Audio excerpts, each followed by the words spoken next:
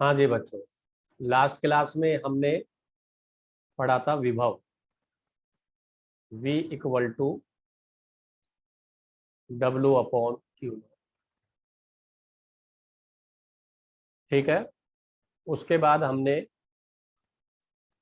यहां पर पढ़ा विभवांतर VA माइनस VB equal to WBA upon Q0।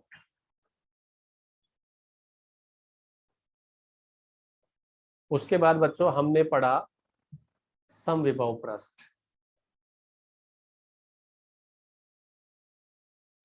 समविभव पृष्ठ ऐसा पृष्ठ जिसके प्रत्येक बिंदु पर विभव समान। ठीक है, और उसकी हमने कुछ खास बातें, उसके गुण देखे कि इसमें विद्युत क्षेत्र पृष्ठ के लंबवत ही होगा, दो समविभव पृष्ठ एक दूसरे को काट नहीं सकते, विभवांतर 0 होगा। तो ये सारी प्रॉपर्टीज हमने उसमें देखी थी। ठीक है, आज का जो टॉपिक हम स्टार्ट कर रहे हैं वो बहुत ही इंपॉर्टेंट टॉपिक है। आज का टॉपिक है कि विद्युत क्षेत्र और विद्युत विभव में क्या संबंध होगा, वो हमें देखना है। वेरी इंपॉर्टेंट टॉपिक, विद्युत क्षेत्र और विद्युत विभव में संबंध।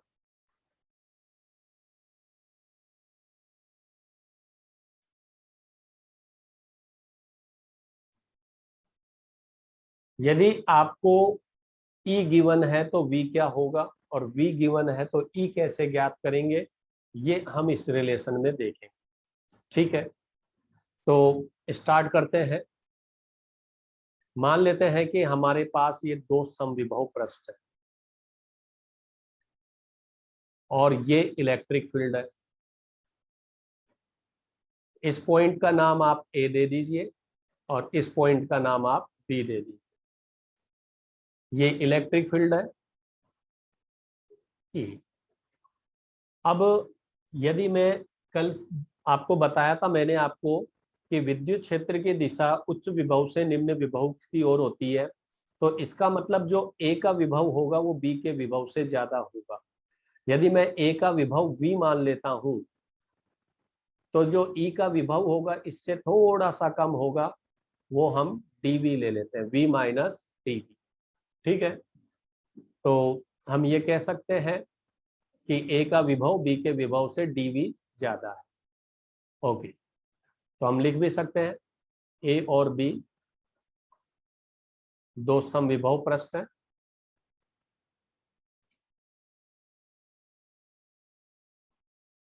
A का विभव V तथा B का विभव V माइनस dV। ओके बेटा, अब हम क्या करते हैं, ये मान लेते हैं कि A और B इतने क्लोज है कि यहां दोनों का विद्युत क्षेत्र लगभग बराबर मान सकते हैं। A और B के बीच की दूरी नगण्य होने के कारण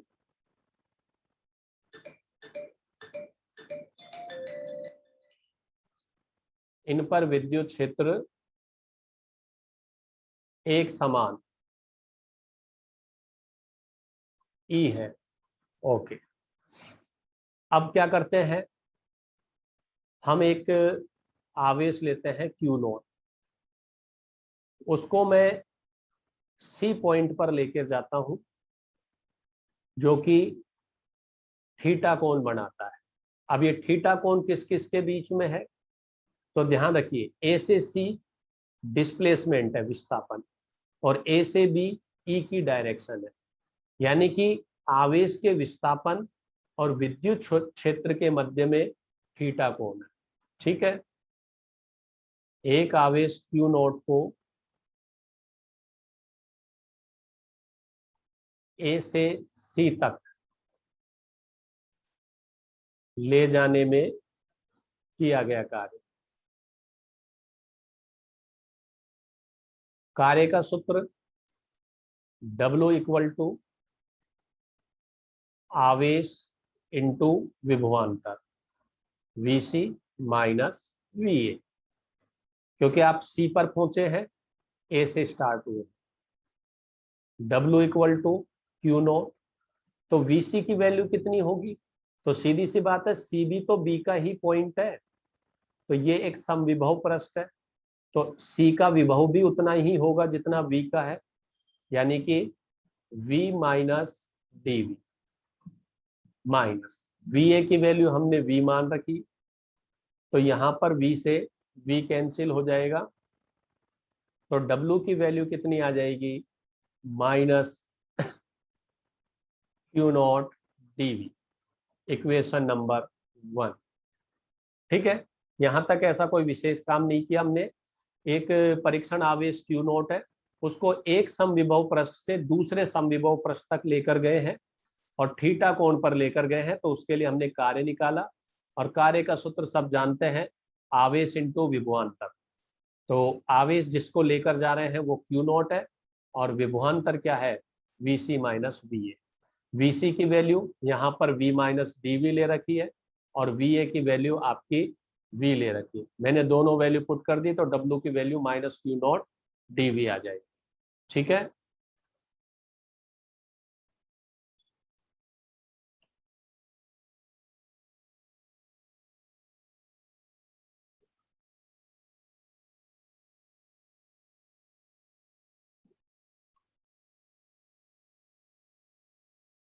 अब देखिए, लेकिन हमने कार्य का सूत्र एक और पढ़ रखा है, बल इंटू विस्थापन, F डॉट dr।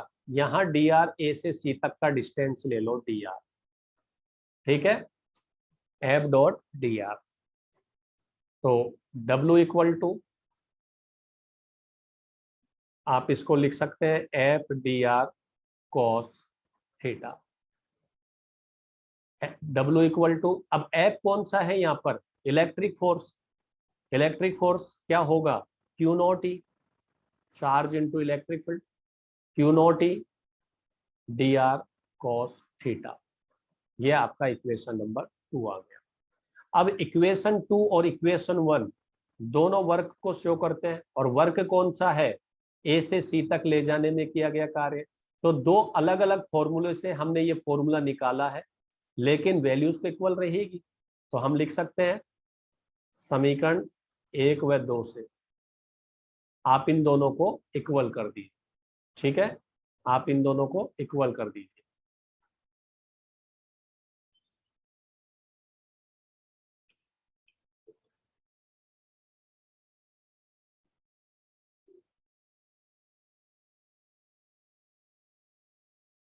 तो हम इनको इक्वल कर देते हैं।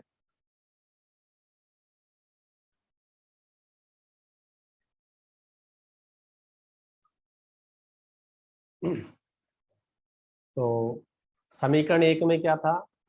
पहले 2 लिख लेते हैं, चलो।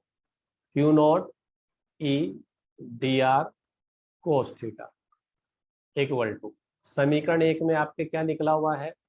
Minus Q naught DV। Q naught से Q नॉट कट गया, तो क्या आ जाएगा? Minus DV upon dr equal to E cos theta, equation number 3। ठीक है, dV अपॉन dr का मतलब है दूरी के साथ विभव में परिवर्तन, दूरी के साथ विभव में परिवर्तन।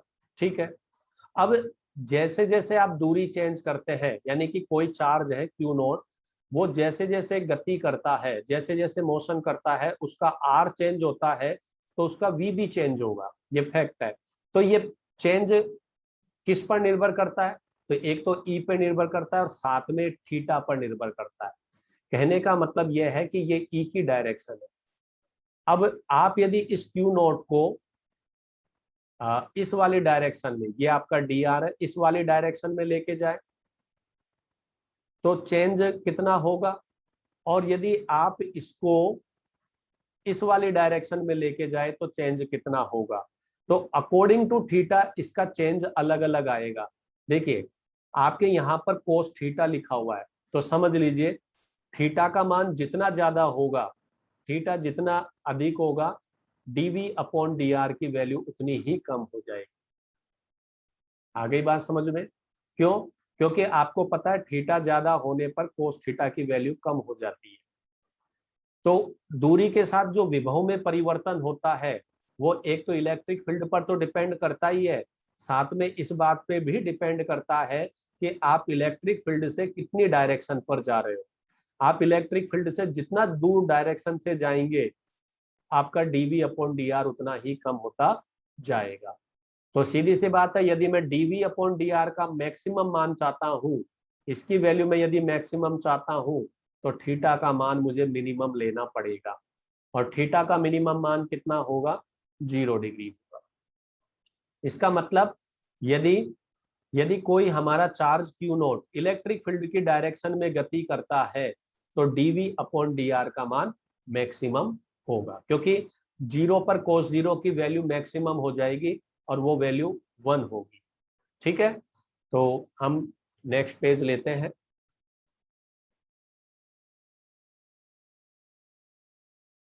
Minus DV upon D R equal to E cos theta, equation third. तो यदि क्यू नॉट विद्युत क्षेत्र की दिशा में गति करे,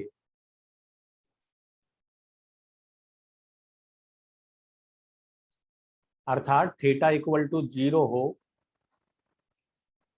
तो डीवी अपॉन डी आर का मान मैक्सिमम होगा, अधिकतम होगा।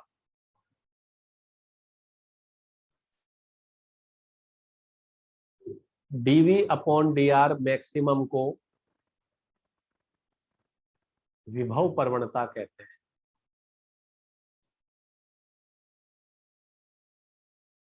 ध्यान रखना, विभव दूरी के साथ विभव में होने वाला परिवर्तन विभव प्रवणता कहलाता है। यह डेफिनेशन गलत है। दूरी के साथ विभव में होने वाला परिवर्तन विभव प्रवणता कहलाता है, यह डेफिनेशन गलत है। सही डेफिनेशन क्या होगी? दूरी के साथ विभव में होने वाला अधिकतम परिवर्तन। ध्यान रखना, ये वर्ड वेरी इंपॉर्टेंट है। दूरी के साथ विभव में होने वाला अधिकतम परिवर्तन विभव प्रवणता कहलाता है। ठीक है, और ये तभी होगा जब आपके यहां पर थीटा की वैल्यू 0 डिग्री हो। ठीक, तो यदि मैं इक्वेशन थर्ड में थीटा इक्वल टू 0 लिखूं तो मुझे यहां पर dv upon D R maximum equal to e लिखना है, और यही मेरा ई और वी में संबंध है। ठीक है, तो यदि मुझे v गिवन है, यदि मुझे v गिवन है और e निकालना है तो मुझे r के सापेक्ष अवकलन करना पड़ेगा, यानी कि e equal to minus v का r के सापेक्ष अवकलन क्या कहलाएगा? वो सॉरी, क्या मिल जाएगा? e मिल जाएगा। ठीक है, यदि मुझे कभी क्वेश्चन में v गिवन है और मुझसे e पूछा जा रहा है तो मुझे कैसे निकालना है? मुझे इस v का r के सापेक्ष क्या कर देना है? अवकलन कर देना। आगे बात समझ में? कोई दिक्कत? ठीक है, तो नया पेज लेते हैं। तो हमारा फॉर्मूला आ गया E equal to minus DV upon D R maximum. अब यदि मैं इसको वेक्टर फॉर्म में लिखूं तो मुझे लिखना पड़ेगा DV upon D R maximum R cap, E vector equal to DV upon D R minus R cap. कई बच्चों के दिमाग में ये क्वेश्चन आता है कि यहाँ सर ये माइनस है तो एक्चुअल में DV upon D R maximum है, तो माइनस में तो ये मिनिमम होना चाहिए। नहीं, ये एक्चुअल में माइनस डायरेक्शन को शो करता है। यहाँ पर ये बताया जा रहा है कि जो विभव प्रवणता की डायरेक्शन होगी, विभव प्रवणता की जो दिशा होगी वो विद्युत क्षेत्र के विपरीत दिशा में होगी, विद्युत क्षेत्र के विपरीत दिशा में होगी। आगे बात समझ में? तो यहाँ पर एग्जैक्टली ये जो माइनस का चिन्ह है वो डायरेक्शन में जाएगा, वैल्यू में नहीं जाएगा, क्योंकि विभव प्रवणता एक सदिश राशि है। ये भी ध्यान रखना, मैंने यहाँ पर लिखा है विभव प्रवणता की दिशा, तो इसका मतलब यही है कि मैं विभव प्रवणता एक सदिश राशि है और इसकी डायरेक्शन विद्युत क्षेत्र के विपरीत दिशा में होगी। और विद्युत क्षेत्र की दिशा किधर होती है? उच्च विभव से निम्न विभव। तो विभव प्रवणता की दिशा किधर हो जाएगी? निम्न विभव से उच्च विभव की ओर, उच्च विभव की ओर, ध्यान रखना। ठीक है, विभव प्रवणता की डायरेक्शन निम्न विभव से उच्च विभव की ओर हो जाएगी। क्लियर? ये आपका फॉर्मूला हो गया, कोई ज्यादा कठिन नहीं है, इस फॉर्मूले से आपको सवाल करना। लेकिन अभी यहाँ पर एक और पॉइंट बनता है, यहाँ पर आपका जो V है वो R पर डिपेंड करता है। R क्या है? स्थिति सदिश है। लेकिन मान लीजिए हमारे पास V ऐसा कोई मिल जाए जो कार्तीय निर्देशांक में, यानी X Y Z तीनों दूरियों पर दिया जाए और उस तीनों पर निर्भर करे, तो हम E को कैसे निकालें? आगे बात समझ में? यदि V X अक्ष, Y अक्ष तथा Z अक्ष पर निर्भर करे,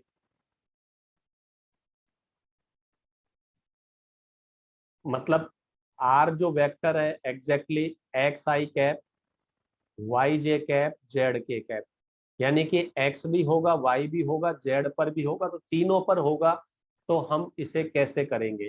तो ऐसी स्थिति में मुझे इस V का एक्स के सापेक्ष भी अवकलन करना पड़ेगा, वाई के सापेक्ष भी अवकलन करना पड़ेगा, जेड के सापेक्ष भी अवकलन करना पड़ेगा। तो ध्यान दीजिए, ध्यान से सुनिए कि जब एक ही संख्या एक ही समय पर दो या दो से ज्यादा पर निर्भर करे, तो उस समय जब अवकलन किया जाता है तो वो अवकलन आंशिक अवकलन होता है, वो पूर्ण अवकलन नहीं होगा, आंशिक अवकलन होगा। ये जो आपने लिख रखा है ये पूर्ण अवकलन है। ये हम कब यूज करते हैं? जब आपका V केवल एक ही राशि R पर निर्भर कर रहा है, लेकिन जब आपका V X पर, Y पर, Z पर, तीन तीन पर निर्भर कर रहा है या दो पर निर्भर कर रहा है, केवल X और Y पर या Y और Z पर, तो हम पूर्ण अवकलन नहीं करते हैं, आंशिक अवकलन करते हैं। ठीक है, और आंशिक अवकलन को हम डेल अपॉन डेल एक्स से व्यक्त करेंगे। तो पहला पॉइंट तो ये क्लियर हो गया कि आंशिक अवकलन क्यों कर रहे हैं, क्योंकि आपका V दो से ज्यादा पर निर्भर कर रहा है, दो या दो से ज्यादा पर निर्भर कर रहा है। ठीक है, तो देखिए हमारा फॉर्मूला क्या हो जाएगा। तो एक्स अक्ष की दिशा में विद्युत क्षेत्र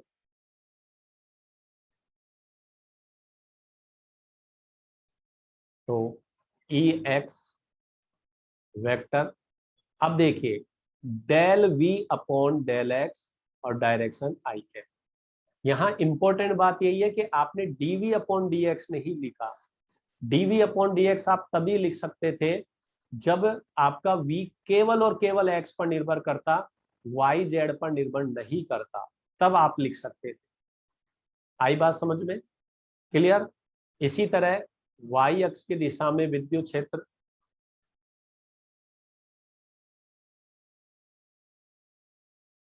तो आप लिख सकते हैं E Y vector equal to minus del V upon del Y J cap, sorry ये जे कैप, और जेड अक्ष की दिशा में विद्युत क्षेत्र तो आप लिख सकते हैं E Z equal to minus del V upon del Z के कैप। ठीक है भाई,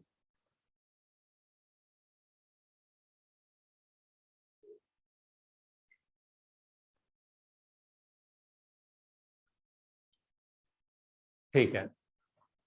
तो कुल विद्युत क्षेत्र, परिणामी विद्युत क्षेत्र E vector equal to E X plus E Y, तीनों का सदिश योग कर देंगे, वैल्यूज पुट कर देंगे, del V upon del x i cap, del V upon del Y J cap, del V upon del Z के कैप। माइनस कॉमन ले लेते हैं और v कॉमन ले लेते हैं, del upon del x i cap, del upon del Y J cap, del upon del Z के cap. ठीक है, हम इसको माइनस ग्रेड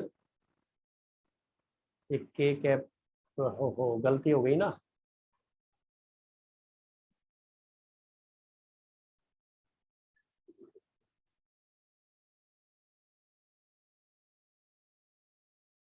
v और के कैप तो अंदर है भाई, इसको आप ग्रेड v लिखेंगे, ई वेक्टर बराबर, या और क्या लिख सकते हैं, ई वेक्टर इक्वल टू, इसको भी डेल बोलते हैं, उल्टा ट्राइंगल, डेल v,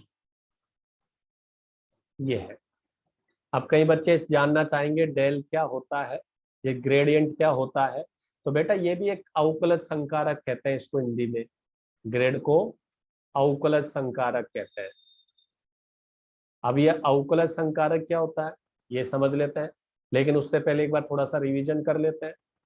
तो रिवीजन में यह है कि आपका v x y z तीनों पर निर्भर करता है, तो मुझे x के लिए इलेक्ट्रिक फील्ड निकालना है तो मुझे आंशिक अवकलन करना पड़ेगा डेल, फिर y के लिए भी आंशिक अवकलन और z के लिए भी आंशिक अवकलन, परिणामी के लिए तीनों का सदिश योग कर देंगे, तीनों की वैल्यूज पुट कर देंगे और माइनस कॉमन ले लेंगे, v कॉमन ले लेंगे। तो यहाँ पर ये जो संख्या बची हुई है इसको हम ग्रेडियंट कहते हैं। ठीक है,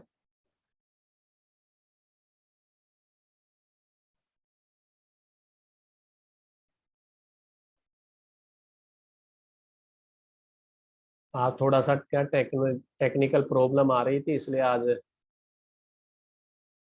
हम दूसरे बोर्ड पर पढ़ा रहे हैं जहाँ थोड़ी सी समस्या है हमारे पास, लेकिन हम पढ़ेंगे।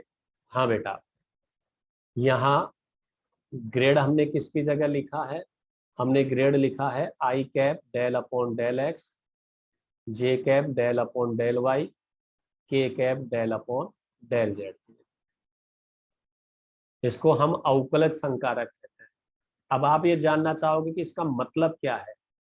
सीधी सी बात है, मैं आपके सामने एक क्वेश्चन दूं, ये इसका निशान देख के आप क्या कहोगे कि इसका आंसर 12 आएगा। भाई आपने 12 क्यों लिखा है इसका आंसर, क्योंकि आपको मालूम है कि ये निशान का मतलब गुणा है। ठीक है, जैसे आपके सामने एक ऐसे और लिखा मैंने, तो आपने आंसर 3 लिख दिया। भाई ऐसा क्यों, इसका मतलब क्या है, इसका मतलब है आपको 4 का टेबल इतनी बार बोलना है कि 12 आ जाए। तो ये क्या है, ये मल्टीप्लाई, ये डिवीजन क्या है, ये सब बेटा संकारक ही तो है। यानी कि इनका मैथमेटिकल मतलब होता है कि हमें ये काम करना पड़ेगा, यही तो है। जैसे आपने डी बाई डी एक्स देखा और यहाँ एक्स स्क्वायर लिखा, तो ये 2x आ गया, तो ये डी बाई डी एक्स भी तो एक संकारक ही है, ये बता रहा है कि मुझे इसका अवकलन करना पड़ेगा। उसी तरह ग्रेडियंट भी एक संकारक है, ये बताता है कि ये जिस संख्या के साथ लगेगा उसका x के, उसका y के, उसका z के, तीनों के सापेक्ष अवकलन करना पड़ेगा। जैसे आपका ये भाग का निशान बताता है कि 4 का पढ़ा इतनी बार बोलो कि 12 आ जाए, ये गुणा है कि 4 का पढ़ा 3 बार बोल दो। तो वही वाली चीज है कि जब किसी संख्या के साथ ग्रेडियंट या ये वाला साइन लगकर आ जाए तो उसका मतलब है कि जिस संख्या के आगे ये लगा हुआ है उसका मुझे x, y और z तीनों के सापेक्ष अवकलन करना पड़ेगा, ये है मतलब। आगे बात समझ में। जैसे मान लीजिए कोई संख्या है हमारे पास, जैसे a मान लो कुछ भी है, X square plus Y square. अब यदि मैंने इसके आगे ऐसे डेल लगा दिया तो ये डेल लगाने का मतलब ये हो गया कि मुझे इस संख्या का x के सापेक्ष भी अवकलन करना है, i cap del upon del x, x square plus Y square. फिर मुझे इसका जे वाई के सापेक्ष भी अवकलन करना है, del upon del Y, X square Y square.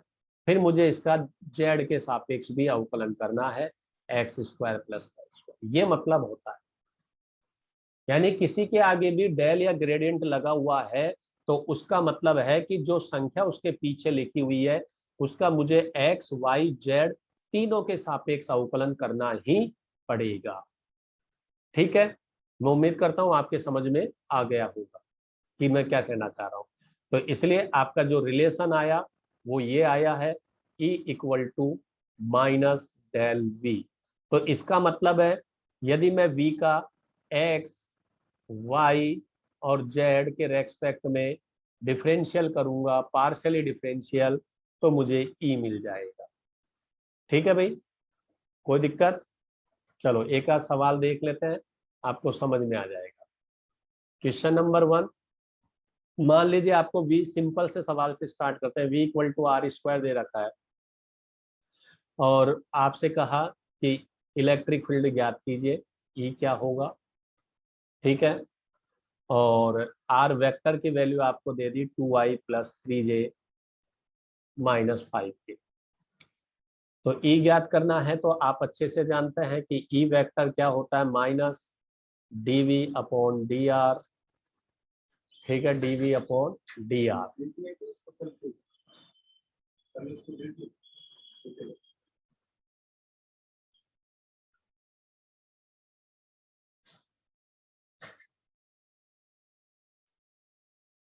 Equal to minus dv upon dr। ठीक है, मुझे इसका r के रेस्पेक्ट में डिफरेंशियल करना है। ठीक है भाई, तो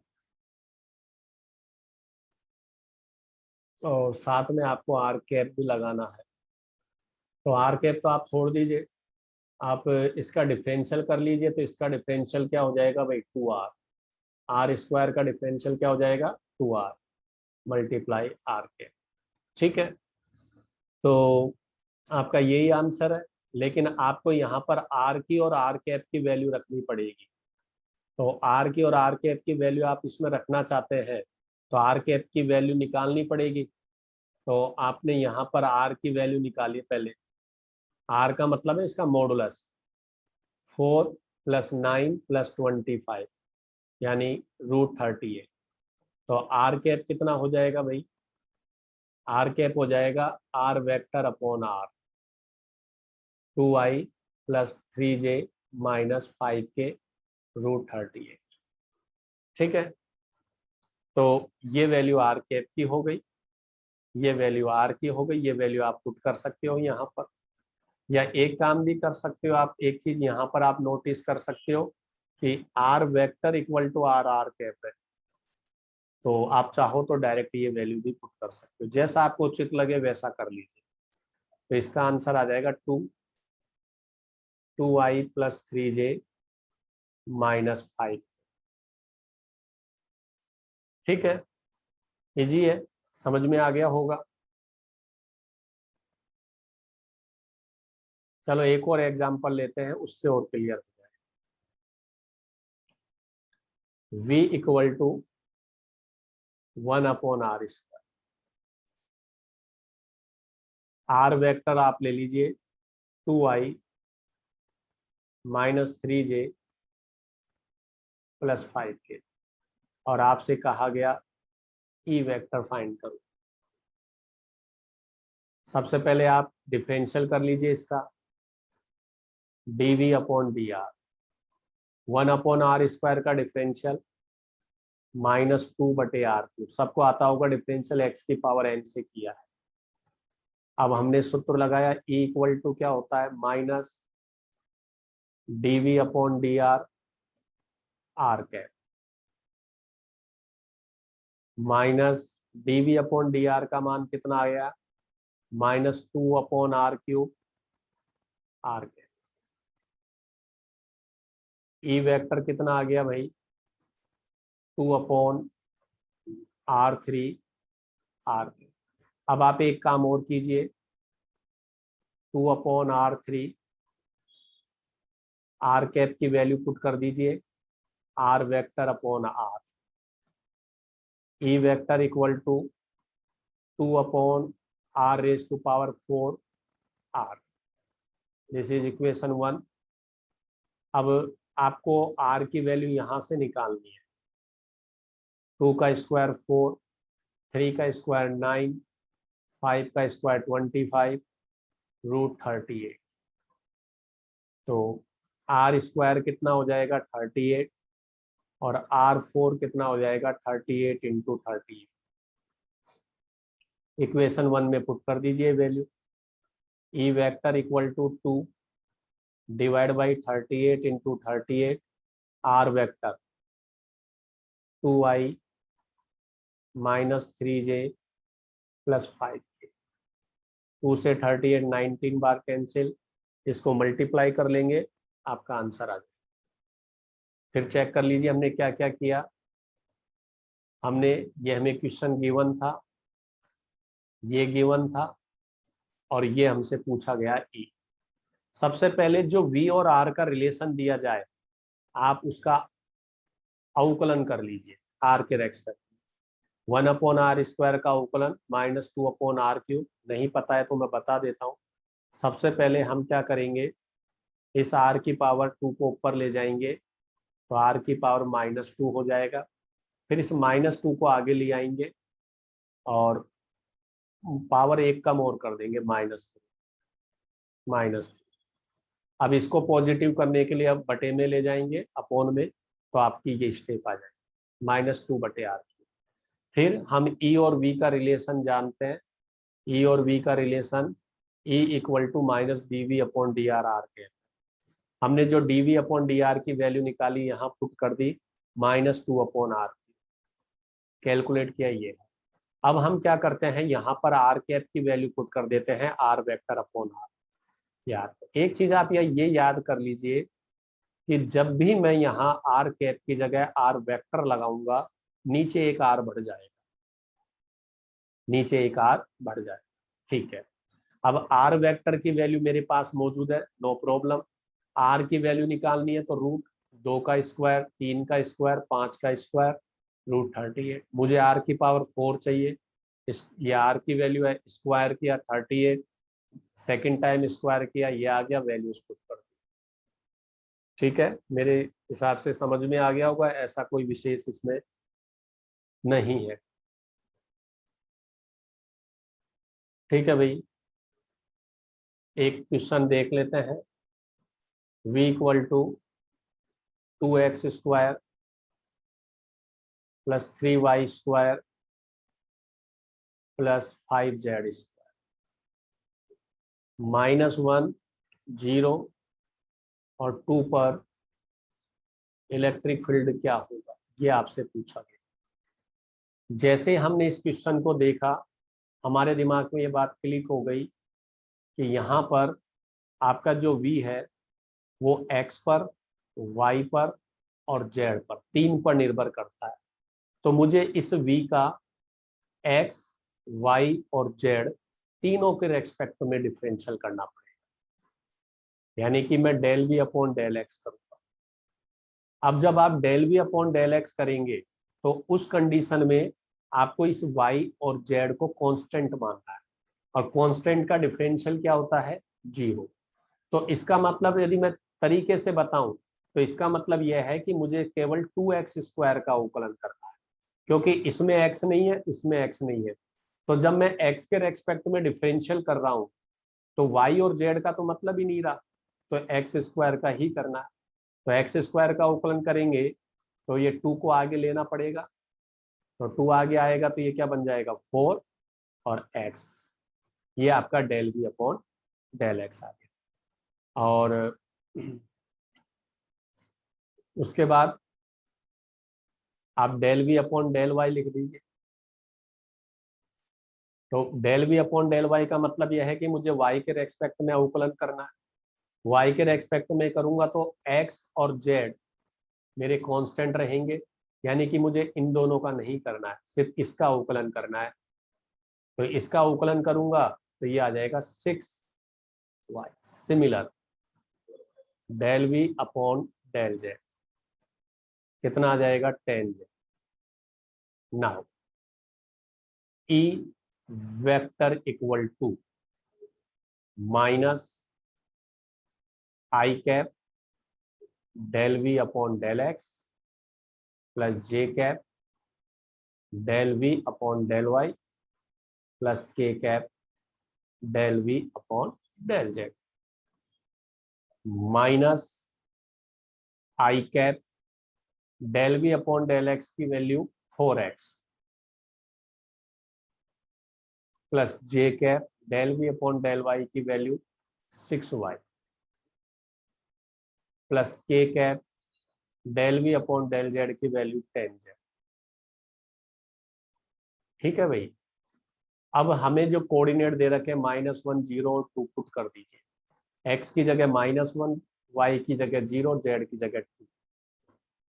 तो मैं यहाँ पर x की जगह -1 पुट करूंगा, x की जगह -1 पुट करूंगा तो ये माइनस का 4 हो जाएगा, -4i कैप। y की जगह मैं 0 पुट करूंगा तो खत्म ही हो जाएगा, तो लिखने की जरूरत ही नहीं है। और z की जगह 2 पुट करूंगा तो ये 20 हो जाएगा, 20 के कैप। तो ये आपका आंसर आ गया ई वेक्टर का। लेकिन हमसे ई वेक्टर नहीं पूछा है, हमसे ई पूछा है, तो आपको इसका मैग्नीट्यूड लेना पड़ेगा। चाहो तो आप अंदर माइनस से मल्टीप्लाई कर लो, तो ये हो जाएगा 4i कैप -20 के कैप। अब मुझे ई निकालना है, तो 4 का स्क्वायर कितना हो जाएगा 16, और 20 का कितना हो जाएगा 400। तो ये कितना हो जाएगा 416, और यूनिट हो जाएगी न्यूटन अपॉन कूलम। तो यदि आपको इसका कैलकुलेशन आता है तो आप इसे कर सकते हैं। ठीक है, तो इस तरह के बढ़िया सवाल है। आप आने वाली क्लास में मैं एक आध एग्जाम्पल और ले लूंगा, तो और आप भी इसे और क्वेश्चंस को सोल्व कीजिए, और कोई समस्या हो तो मुझे बताइए। Thank you.